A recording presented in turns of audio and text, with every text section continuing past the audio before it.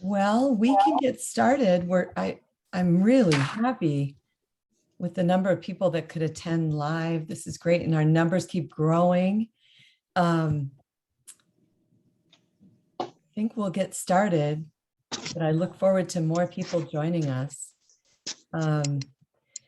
And I had a thought. So welcome. My name's Nancy Frank Wilson. I'm the Executive Director of the Minnesota Oral Health Coalition. And we're going to start our program, and we're going to have a PowerPoint. And I thought, before we start our PowerPoint, if our three other presenters could just say hi and wave, and that way, when I introduce you, and people will know your face. So Prashida, can you say hi and wave to everybody? Good morning, I'm Prashida. Nice to meet you. And Linda? Hi, Linda Maytan. Nice to meet you. Thanks for coming. And Sheila Riggs, Dr. Riggs. Good morning, everyone. This is an exciting day for all of us to learn about a way forward for a decade. Thanks, everybody. So I'll start our PowerPoint. And yeah, and it's great to see more people attending. Yeah, it's just wonderful. Okay. There we go. So, and if everyone can go on mute, that would be awesome. We'd really appreciate that. Hello and welcome, everyone. I'm so happy you could join us. Today we launch officially the 2020 to 2030 Minnesota State Oral Health Plan. Our event today is important because we're celebrating the many people, organizations, and our connection to one another with the overall goal of optimal oral health for all Minnesotans. Before we begin, let me ask you to put any questions you might have in the chat, and at the end of our presentation, we will answer those questions. So let's begin. Just a little bit about the Minnesota Oral Health Coalition. Our mission is to support Minnesota's oral health community, you, through partnerships, resources, and outreach. And our vision is optimal oral health for all Minnesotans. What do? We encourage and leverage partnerships. We develop programs, products, and systems. We engage our membership. And we strive for organizational excellence. We really strive to be a positive force in Minnesota, in the nation, and to just be a really, really good friend and partner. I'd like to take a moment to thank the Delta Dental Minnesota Foundation for their support. The Minnesota Oral Health Coalition wouldn't be here without them. And while their financial support is vital, I would like to acknowledge the people of the foundation and their partnership with us, Joe Lally and Sharon Oswald in particular, as well as the foundation board of directors, Dr. Eileen Crespo, Anessa Hicks. Anyone else I'm forgetting, please know that you're in my heart. You are all truly invested in Minnesota's oral health community, and we all appreciate you very much. Let me turn this over to Dr. Sheila Riggs to say a few words about the DSAC involvement in the plan. Thank you, Nancy. And it's so special to be part of a state that has a Minnesota Oral Health Coalition and such a group that cares. And before I talk, Supposed to, but let's see. But before I go into the role, what we went into this oral healthcare plan, I just want to note and thank everyone for their participation this year to do some historic legislation. I know a lot of calls and work went into work with Representative Liebling, State Senator Benson, Commissioner Harpstead, and I want to thank the Minnesota Dental Association and so many people on this call who all came together in a way that I think really builds upon the Minnesota Oral Health Coalition values and culture that's been set in the state to work together in a consensus way. So I'm sure there'll be more on that later. But today, I want you to know that I'm wearing the hat of Chair of the Dental Services Advisory Committee, an advisory committee to the Department of Human Services. And we did intensive input in development of the plan that is going to be rolled out here. For those of you who don't know about DSAC or the Dental Services Advisory Committee, it's a group of dental professionals, public health professionals, consumers, patients, payers, a really nice set that meets 4 or 5 times a year to advise DHS. Well, we spent about 4 or 5 meetings, it seemed like, providing input into the oral health plan to inform the creation and the development. So I know many of you also chimed in on it, but I just wanted you to know very officially and intentionally, DSAC members spent quite a bit of time working on this. So thank you for the opportunity to say a few words. Thank you so much, Dr. Riggs. And now we're going to turn it over to Prashida and Linda. Well, I guess it's still morning. Good afternoon and morning, everyone. We're so glad that you could join us. Today is a pretty significant day for us at the Oral Health Program at MDH, and really for dental public health, oral health providers, and all partners in the state of Minnesota. This plan that we are launching today has been really an intensive labor of love and determination, and we are very happy to share it with you. I'm going to say at the outset that this plan is not, set in cement. It's meant to be organic and changing and breathing and growing over time in partnership with all of you and all of your partners with respect to what is the landscape and the needs within Minnesota as we move forward. Rashida?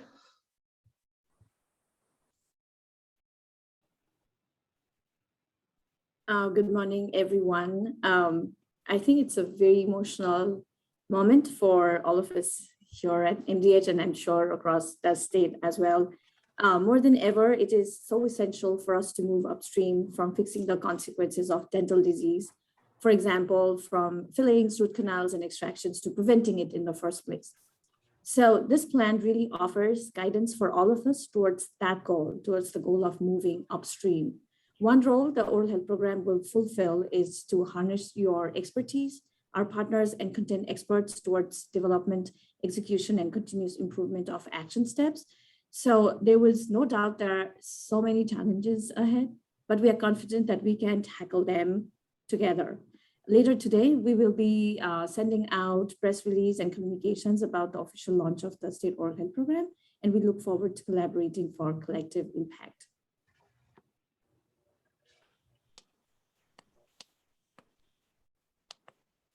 Okay, I think the ball's back in my court now. So how did we get here? How did we get to today? It's been a journey. And so I just picked some highlights to talk about to level set us. Next slide, Nancy. So many of you know that the current format of the MDH Oral Health Program was launched in 2009, and immediately the program and partners began working on a state oral health plan, engaging stakeholders across the state. Many of you were integrally involved with that. I know there were a lot of meetings. There's pictures of just huge groups of people that were together, really trying to drill down on what's important for Minnesota. And so in 2013, the result of all of that work, the first state oral health plan was released. And certainly any work we've done today and since then is built on the backs of all of that work that started back in 2009. Next slide. So during that period of 2013 to 2018 with the state oral health plan, the program was still growing, building relationships and partners, gaining community visibility and national visibility by participating in national organizations, including the National Oral Health Conference and the ASTDD and other national groups that work on public health, dental public health, and oral health initiatives across the country. A huge win in Minnesota was the EdPI legislation, the Early Dental Disease Prevention Initiative legislation, which is state earmarked funds to work on statewide initiatives for kids 0 to 3, their moms and their caregivers. And that has been such an important part of the oral health program's work and educating Minnesotans about the importance of, as soon as that tooth is erupted, it needs to be taken care of, and helping to set a lifetime of good oral health habits, of good oral health, and not starting out life with a diseased mouth. The oral health program is supported by federal and local grants. Well, shout out to Delta Dental and Minnesota Foundation for sure, and the CDC, who are our current funders. There's been changes in leadership at MDH within our division, and certainly within the program in the last, since 2009 till now. The team members have changed. The Oral Health Coalition was created and launched and living. And so all of that was going on. And then at the same time, in 2018, the old state oral health plan, the original one, expired. Next slide, Nancy. So we had all of that going on, and many of you were participants in the March 2018 DSAC meeting, where Prashida and I came to you and said, we need to write the next state oral health plan, and you guys are one of our key groups that need to advise this plan, built on the backs of everybody who worked on the first state oral health plan. Obviously, other outreach to lots of other organizations and 200 community members that responded to a survey about the state oral health plan. But that's where we started. It was back in 2018. Nancy, next. And if you were at that meeting, you'll remember this grid. We had kind of put together this rough outline of what Prashida and I had kind of thought about with respect to what needs to be contained in the next plan.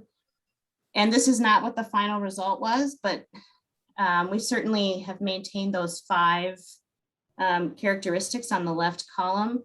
And we certainly took a life course approach. We made sure that no matter what we were talking about within the scope of these meetings and what went into the plan, prevention, health literacy, health equity, cultural competence were all key informants and the foundation for everything that we recommend. It's really important. So we don't have, some plans have a health equity section. We said, no, health equity is everything. Some plans for other states have a health literacy section. No, we said health literacy, dental health literacy has to be part of everything. And the end game, the long-term goal is prevention, right? Not having dental disease in the first place. So I just want to make sure that that's clear, that those are the sort of the umbrella over the whole thing. And so many of for those that weren't there, I assigned homework, right? And so people had to take their grid home and fill it out. And I made people do 2 or 3 boxes, so they didn't have to do the whole grid. But everybody was awesome and, fulfilled the request. And that brought us a whole bunch of information, and we really fleshed it out. Some of you might remember we had these giant posters on the wall in the DSAC meeting room, and we were frantically, making sure that we didn't miss any thoughts or priorities. I do need to make a shout out to Tasia Sweeney, I'm not sure if she's on the call, but she was our student worker at the time, actually working with Laura McLean. And she did a ridiculous amount of work to put all of the information we collected into spreadsheets. So thank you. Okay, Nancy. And then a bunch of stuff happened, right? Like it just all over the place. There were so many things going on, and COVID hit, and you know, certainly other priorities were happening. And so we still somehow managed to stay on the road. And with all of your guidance, that did happen. Nancy, next. So now we're here today, right? But we're not at a finish line. Remember, we had a little starting line where we started on this particular plan, but we're at this point, August 18th, 2021, right? And the road ahead is long, and it's going to have challenges. It's going to have winds and bends. It will have ups and downs. But this is, like I said, not a definitive plan. This plan is organic. It's living and breathing. And as the road moves, we need to move with it. And so we're celebrating today. Today is a great day, but recognizing this is not a finish line, but instead really another start towards completing work in the area of prevention and oral health access for Minnesota. Nancy? Well, here's what it looks like. And at 1 o'clock today, everybody will get a Gov delivery and a link to the website that this will be live on. And you can spend lots of time, you know, looking at it, perusing it, thinking about it. We're really proud of our end product. And it's not when I say our, it's not me, it's not Prashida, it's not Nancy, it's all of us who, it's our collective hour who put this together. Next. So again, I just wanted to make sure that we're very clear that this plan has a life course approach. So everybody from 0 to 115 is included, right? That health equity is absolutely imperative in this work. That health literacy and perception of need is absolutely part and parcel of any dental public health, oral health, and dental access initiatives that we do. And we have priority populations that need to be lifted up in different ways, right? And all of us need to be lifted up in different ways. So we just want to make sure that it's clear that our intention is that this is inclusive, that this is acknowledging, you know, differences are good. They're just ways to consider thinking about things. Nancy. Next. So these are our 5 pillars of the plan. Oral health infrastructure, which is really about strengthening, stabilizing, and sustaining the Minnesota oral health infrastructure. We have a framework. We need to keep it strong and make it stronger. Access to oral health care. Access is a very real problem for many, many folks in Minnesota. So it has its own pillar: increase access to timely, culturally appropriate, geographically suitable, and financially viable dental care. Health system integration. You know, we've been talking in dentistry and I think in medicine for a very long time about medical and dental integration, but it's a lot harder to do it. And so we acknowledge that it's important, and we have created a pillar about making sure that we're treating whole person, whole health. Category 4 is disability, special care needs, and inclusion.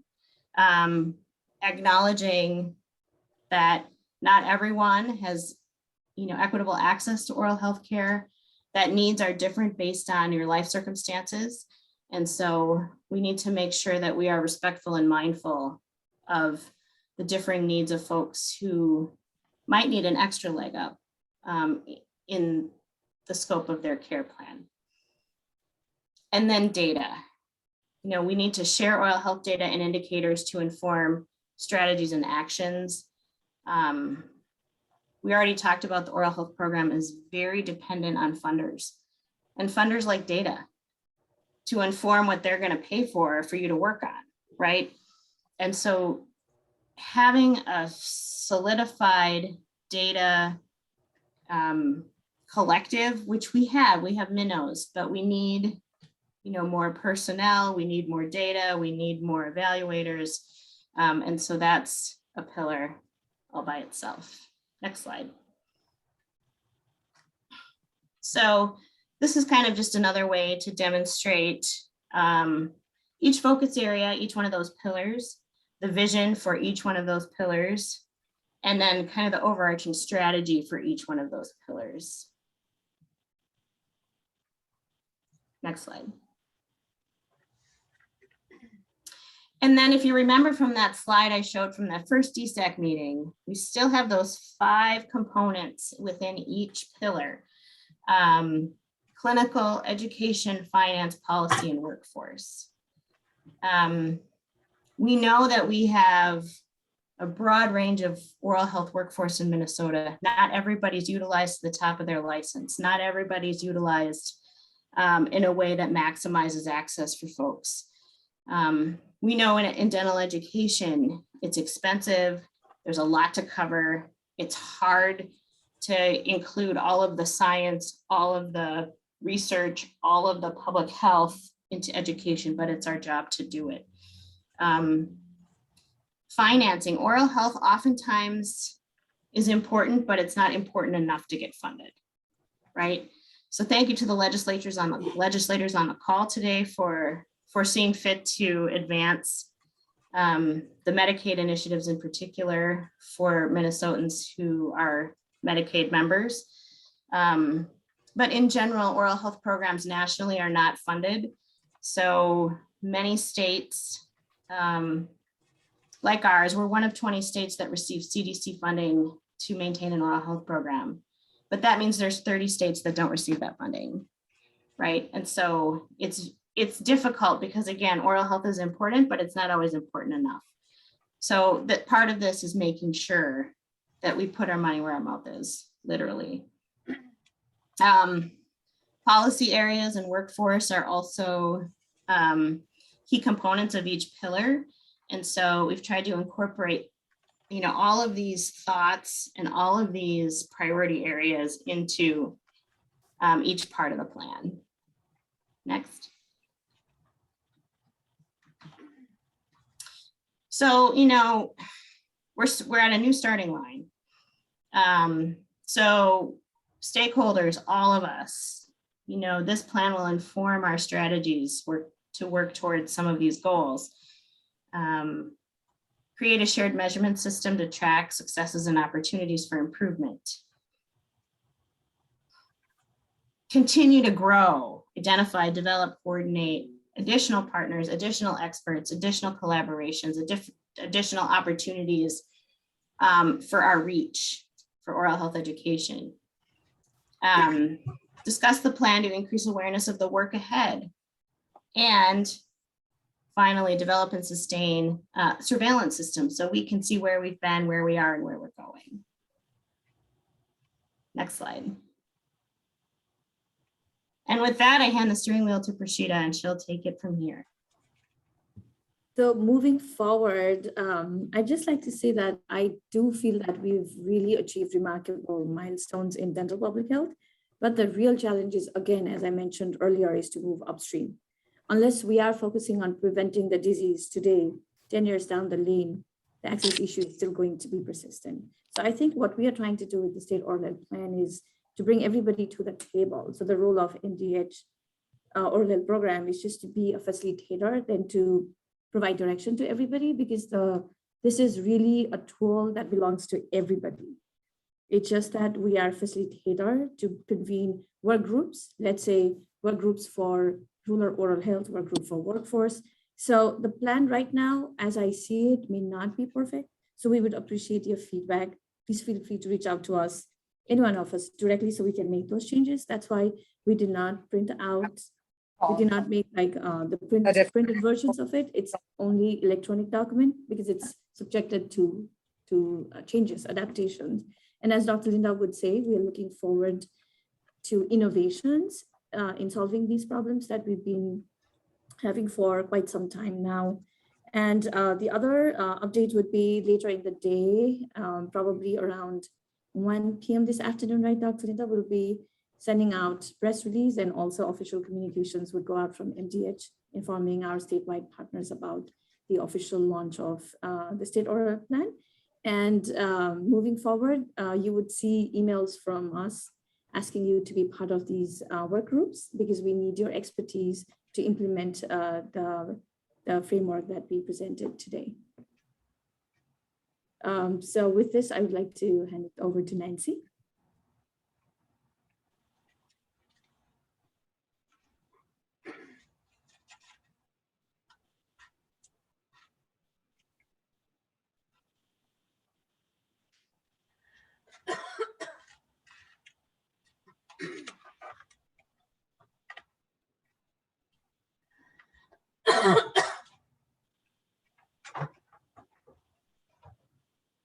Nancy, you're on mute. Sorry, I just realized you're talking and I can't hear you.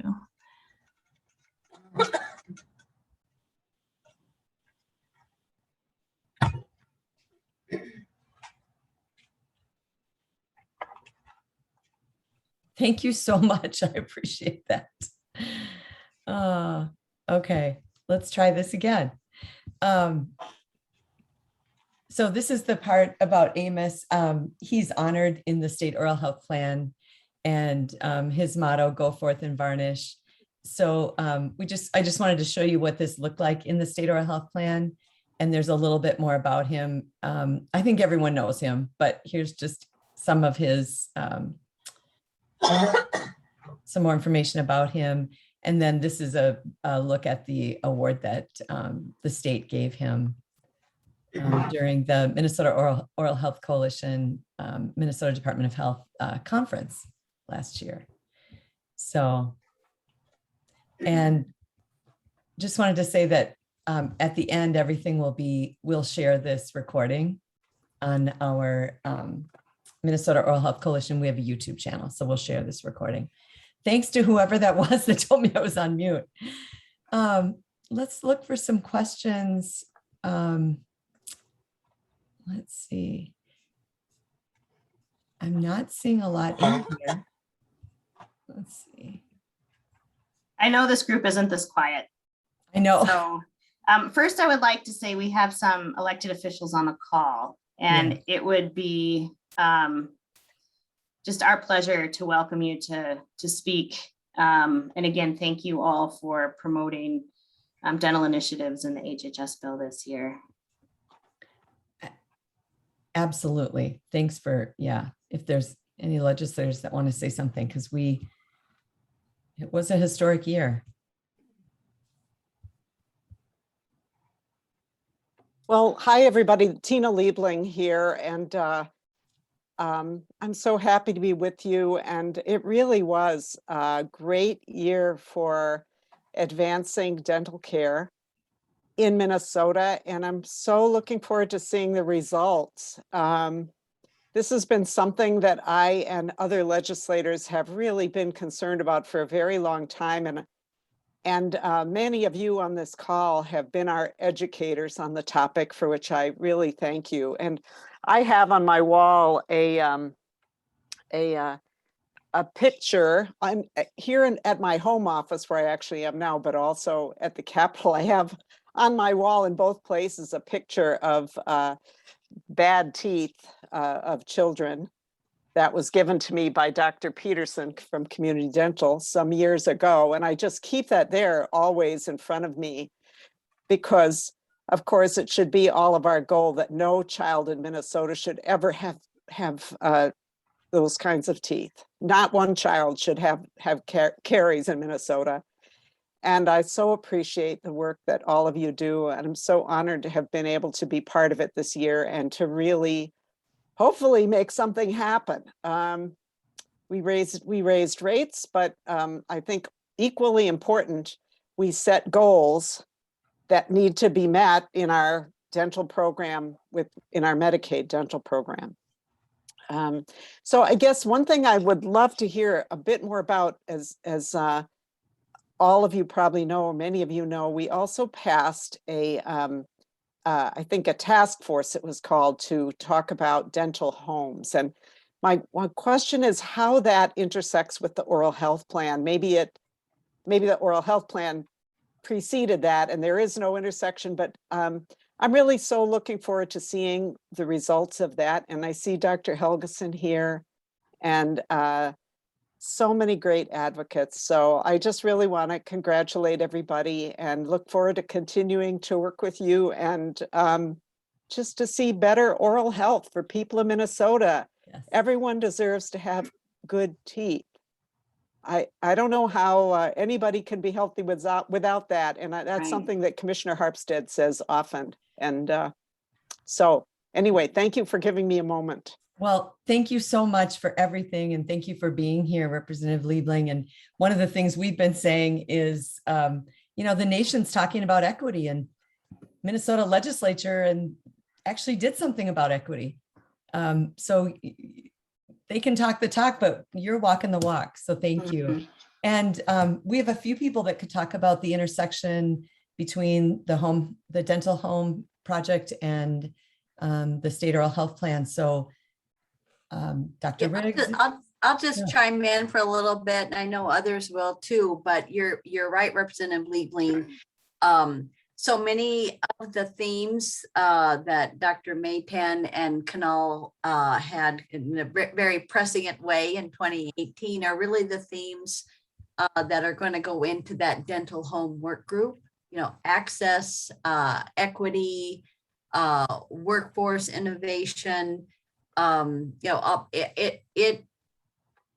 Venn diagram would be almost completely covering each other, those two circles. So I think that as that work group gets launched as a subcommittee of DSAC, there'll be a lot of alignment, and then we'll feel affirmed that we're going in the right direction too. That's what I like about having this oral health plan, is the affirmation of the direction we'll go with the language in the bill that you've handed us. Right. Thank you. And just Thanks to for that. add to what Dr. Riggs beautifully said, I think the overarching goal of our plan is to move upstream, trying to prevent the disease in the first place, then to fix the consequences of the disease. So the dental home project is a natural next step for the plan, because establishing a dental home, which means continuous access to care, is the right, proven, evidence-based way to achieve that overarching goal of preventing the disease. So I'm so thrilled that you brought up that question. So I feel like now we have so much to look forward to as our next step to the oral health plan. So thank you for that. Thanks, Prashita. If I might just jump in with a very brief comment. I'm just so excited about this framework, and I do think that the overlap is fantastic. I would just though call out that the effort of the Department of Human Services does focus on people that are enrolled in Minnesota healthcare programs. And of course, those are the highest need target circle. But I think what's great about the state oral health plan is it includes the uninsured, and it includes everyone in Minnesota. And I think we need to always keep that in mind, that while we're working with DHS on MHCP enrollees, we don't want to forget about the people that are in that gap. They're not enrolled, but they have high needs and things like that. So I think that's part of why this plan coming from Department of Health is so important to complement the work that Department of Human Services is doing. So I feel like these dental homes need to cross over and benefit, fill all the gaps, not just the gaps for MHCP enrollees. So with that, I will again thank Representative Liebling. Gosh, what an effort. I know. What it all took to get it through the goalposts. Kudos. So grateful. Thank you. And thank you for those comments, Dr. Helgeson. That's really important. anyone else, it's our open forum. If anyone has a question or wants to share something, we'd love to hear it.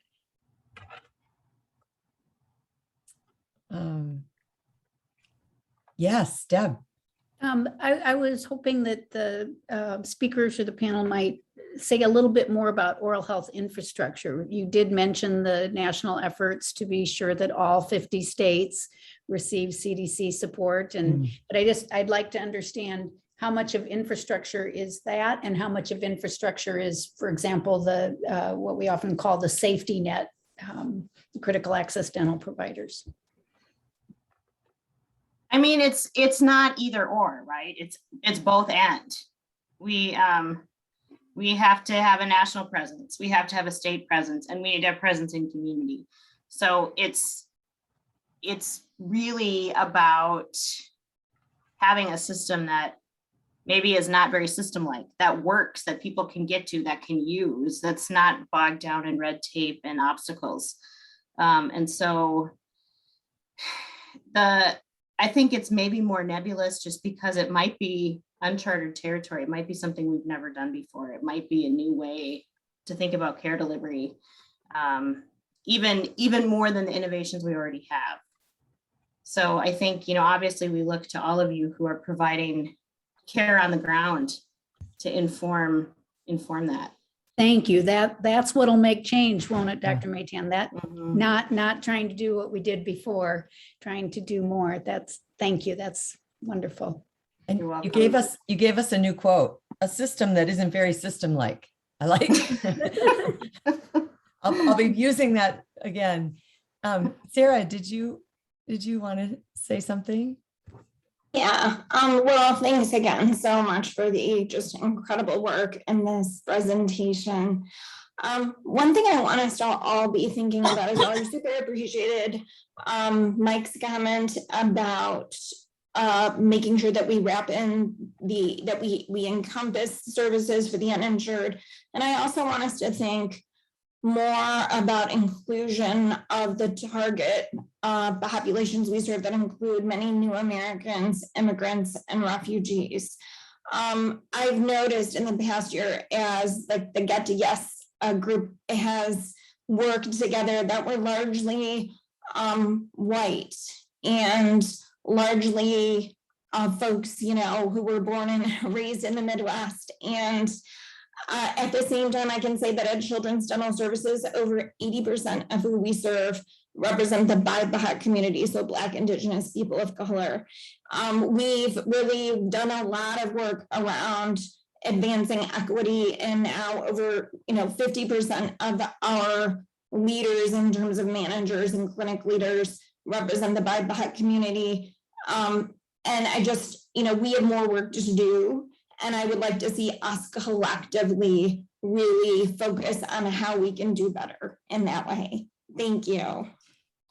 Thanks for that, Sarah. I appreciate that. And I think, Sarah, that's where we will come back to partners like you to understand the needs at the community level. So we might be able to convene work groups for specific strata of population, because a lot of those important topics were not touched upon because of the structure of the plan. But our next step is to work with partners like you so we can look into those priority areas more closely, and we can learn from you and other partners as to what are the best strategies to implement it. So that would be the next step for us. Fabulous. And I think I would say a couple things. One, the workforce innovations we have are incredible, but they don't necessarily reflect, newer Americans or Americans that don't look like me. I was in a meeting at the health department a while ago because I help advise on the cardiovascular and diabetes state plan that's in, it's in process. And I just said, I didn't choose to be born white, but I am white. And so just because I'm not considered a priority population, I still want certain health outcomes for my family, right? And there's still, so to Dr. Helgeson's point, there's a lot of people in Minnesota who look like me who never go to the dentist. There's a lot of people that look like me that choose not to take dental insurance, even if it's offered to them. There's a lot of people that don't have any insurance. There are people that don't understand the attributes of nutrition as it intersects with their oral health. And that can be independent of what someone looks like. And so, I think that there has to be some realization among all of us that we have to lift up people, but sometimes we have to just lift up everyone, because not everyone has the same health literacy. Not everybody has the same value on oral health. And I do think that if we have more of our workforce representative of more folks, it does help level set people and their willingness to, I think, enter into an oral healthcare relationship.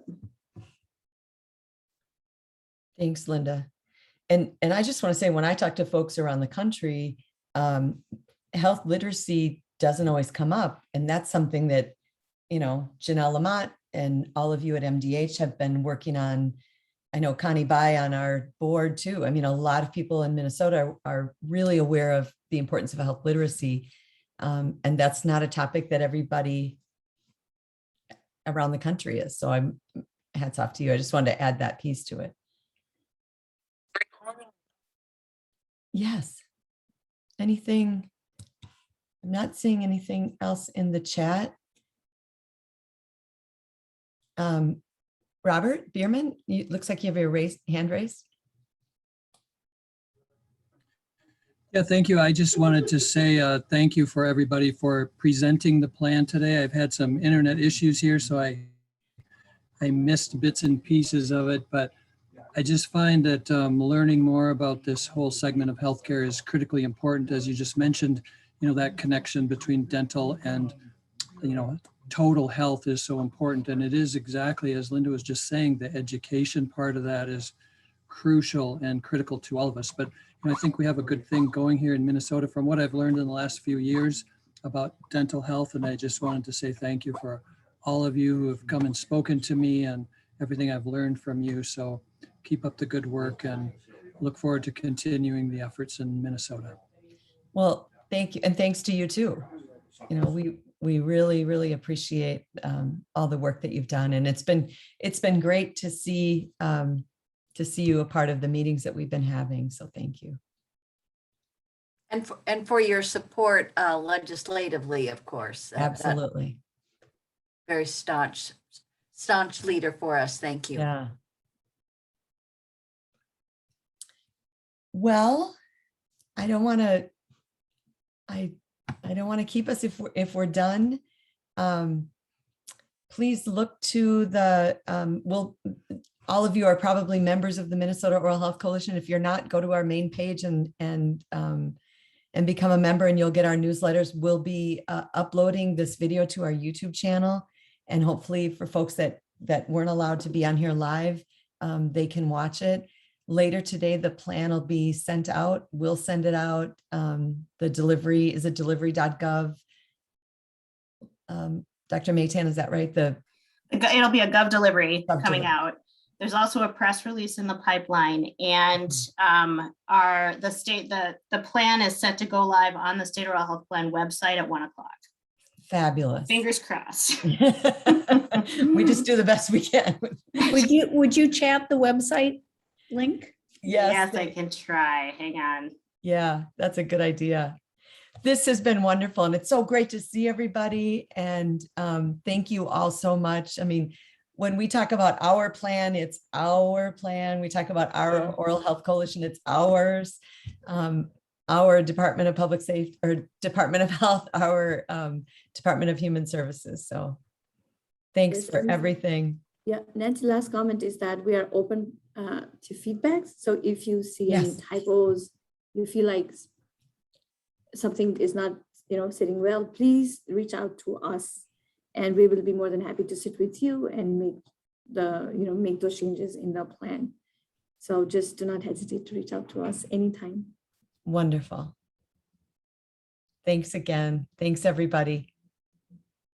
Bye. Good to see you. Thank you. Have a really good day. Thanks. You too.